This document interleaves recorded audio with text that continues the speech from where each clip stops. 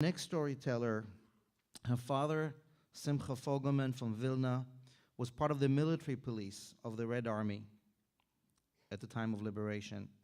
Her mother, Leah Borstein Fogelman, was in Tashkent when the war ended.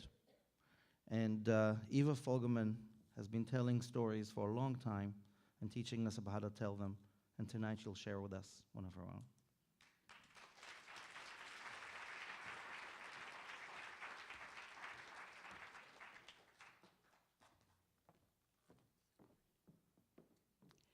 So, I'm sitting on a park bench with my father in Martha's Vineyard. It is 1977, and I'm in my mid-20s working at Harvard Medical School with heroin addicts. My side job is to lead groups for children of Holocaust survivors. Lo and behold, it is a warm, sunny day, and we're basking in the sun, but I'm also basking in my 15 minutes of fame. The New York Times Sunday magazine had just written about my groups for children of Holocaust survivors, and it had a ripple effect way beyond the Holocaust survivor community. My father, for the past 2 years, had been dissuading me from not doing these groups.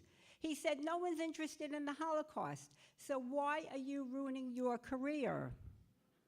After the article came out, he changed his tune. Well, I guess at last Americans are finally interested what happened to Jews under Hitler. My mother had a different Holocaust saga, but that's for my next appearance. As we're enjoying the sun, all of a sudden my father blurts out, "You see those berries?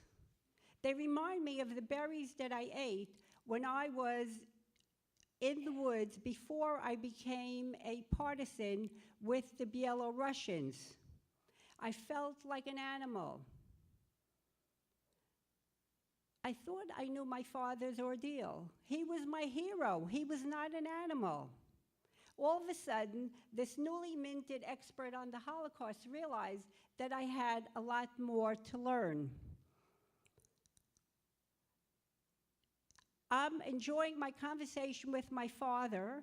He's very excited that I'm on my way to Israel to participate in the International Psychoanalytic Association meeting. But I'm sitting there with trepidation, knowing that I have to tell him that on my way to Israel, I'm going to be stopping in Germany to see where he met my mother and where I was born. So I think that he's going to tell me not to go, but all of a sudden he blurts out, 52 Markstrasse. He had remembered it after all these many years. And it is several weeks later, I am standing in front of this house that had loomed so large in my imagination, even though I have no memory of it. I was only there for 4 months. As I am walking up the few steps, my heart is beating, and I'm standing in front of this semi-detached row house in Kassel, and it also has 2 floors, and it has an attic. And I knock on the door, and a gentleman comes out who is in his 60s, and of course, right away, I think about where was he during the war? And I let him know in my broken Yiddish that I try to Germanize that I was born here and I would like to see the house. He's so sorry. His wife is in the hospital, so he can't invite me into tea. But I take a peek and I look in and I see this living room with Danish furniture and, of course, tchotchkes. And I walk away very disappointed. I look and I see that the backyard is completely covered with cement. No flowers, no plants, no trees. So I don't know what I'm going to do next. I walk around the corner and I see a post office box. And so I sit down on the ground and I begin writing a postcard to my parents. Remember that old tradition? All of a sudden, an elderly gentleman comes over to me who has a protruding stomach, looking very, very dapper, and wants to know what I'm doing here. So I let him know I was born here. And lo and behold, I'm being invited to his house with the rest of his family to have dinner. He then takes me on a tour of Kassel. I see the hospital where I was born. I see the Black Madonna in this beautiful park. When we part, I have the feeling that he wants me to come back and live in Kassel. Sometimes you meet the most unexpected people in places that you wouldn't think of. When I come back to New York, I'm sitting in my parents' kitchen, and of course they want to know about Kassel.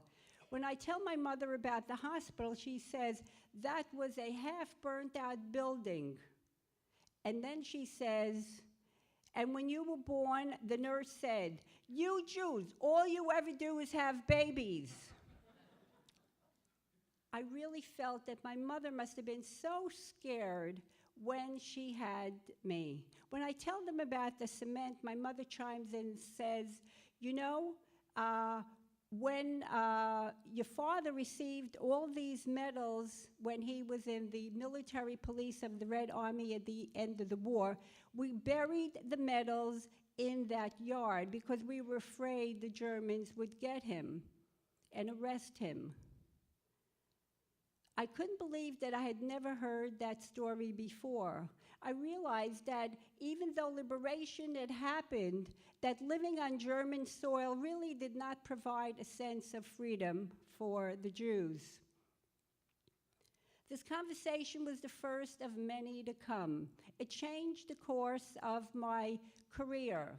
I realized that I was much more tethered to listen and help the healing of Holocaust survivors and generations of the Holocaust than I was to feel helpless in working with heroin addicts who kept getting addicted and re-addicted over and over again.